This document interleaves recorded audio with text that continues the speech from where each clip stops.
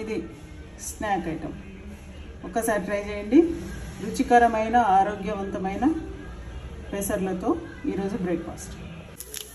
పెసర్లు ఎలా పోనికేసుకోవాలో చెప్తున్నాను. దీన్ని పెసరు గుడాలు అనొచ్చు, లేదా ఇప్పుడు స్ప్రౌట్స్, కొత్తగా మనం స్ప్రౌట్స్ అని వింటున్నాం. వీటిని పాతకాలం పద్ధతిలో చెప్తున్నాను నేను. చాలా ఆరోగ్యకరమైనవి. పిల్లలకి పిజ్జాలు బర్గర్లతో పాటు వీటిని కూడా అలవాటు చేసినట్టయితే అవి కూడా అలవాటు చేయండి. అంటే ఎక్కువ అలవాటు చేయకుండా, దాంట్లో అంతా మైదా బేస్ ఉంటుంది కాబట్టి ఆరోగ్యానికి హానికరం. ఇదైతే ఆరోగ్యానికి చాలా మంచిది. పల్లీలు వేస్తాను, పచ్చిమిర్చి వేస్తాను.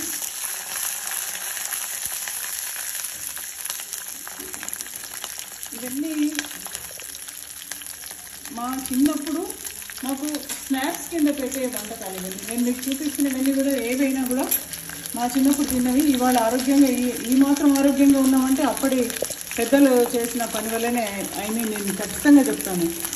ఎందుకంటే వాళ్ళు శ్రద్ధ తీసుకోకుండా అప్పుడు చేసినట్టయితే ఇప్పటికీ మాకు ఆరోగ్యం అంతా బాగుండకపోయే ఉండేది. కానీ ఇప్పటి వరకు కూడా మేము మంచిగా ఉన్నామంటే దానికి కారణం మా పెద్దవాళ్ళు. వాళ్ళందరికీ ఈ సంవత్సరంలో నమస్కారాలు తెలియజేస్తున్నాను. మా అమ్మకి, మా అత్తలకి, మా చిన్నమ్మలకి, అందరికీ కూడా, అమ్మమ్మ, పెద్దవాళ్ళు, మా అత్తగారు, అందరికీ కూడా. ఇవి ఇలానే నేను వేసేస్తున్నాను, కడిగి పెట్టేస్తున్నాను. మొలకలు వచ్చినాయి కొన్నింటికి. ఆ మొలకలు వచ్చిన పెసర్లని మనం స్నాక్స్ లాగా చేసుకోవచ్చు. వీటిని మనము సాయంత్రమే కాదు, ఎప్పుడైనా మనకు తినాలనిపిస్తే పొద్దున బ్రేక్ఫాస్ట్ టైంలో కూడా వేసుకోవచ్చు. దీంట్లో కొంచెం చింతపండు పులుసు పోస్తే కనుక మనం చపాతీకి వాడుకోవచ్చు.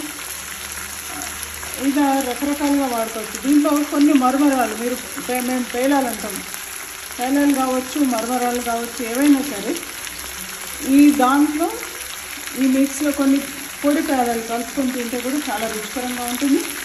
మీరు ఒకసారి ట్రై చేసి చూడండి.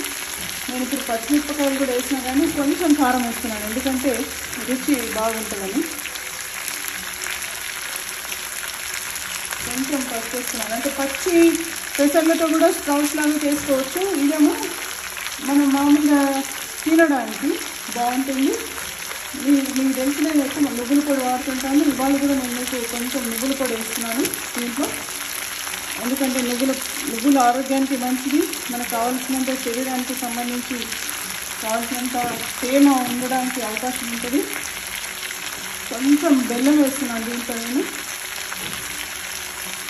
కొంచెం వేస్తున్నాను రుచి కోసం ఉంది. అలాగే ఐరన్, కావాల్సినంత ఐరన్ మనకు బెల్లం నుంచి కూడా దొరుకుతుంది కాబట్టి వేస్తున్నాను. దీంట్లో విటమిన్ సి కోసం నేను నిమ్మకాయని కూడా పిండుతున్నాను. ఇది చేసి ఒక 5-10 నిమిషాల్లో ఇది మగ్గిపోతుంది. మగ్గిపోయిన వెంటనే మనకు నచ్చిన విధంగా తినచ్చు. పేరాలతో తినచ్చు, ఊరికే తినచ్చు, ఏ విధంగానైనా తినచ్చు. ఇది మనం పెసర్లని పోనికేసుకునే విధానం. దీన్ని సన్న మంట పైన మగ్గనిస్తే సరిపోతుంది.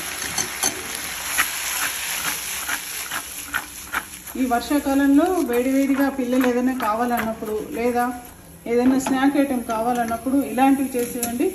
మీకు మొలకలు ఎత్తిచ్చే, అంటే మొలకలు రావడానికి 2-3 రోజులు టైం పడుతుంది కాబట్టి నెగ్లెక్ట్ చేయకుండా పచ్చి పెసర్లు అయినా సరే, అంటే నానబెట్టిన పెసర్లు అయినా సరే మీరు ఇలా చేసి ఇచ్చినట్టయితే పిల్లలు వేడివేడిగా తింటారు, చాలా ఇష్టంగా తింటారు.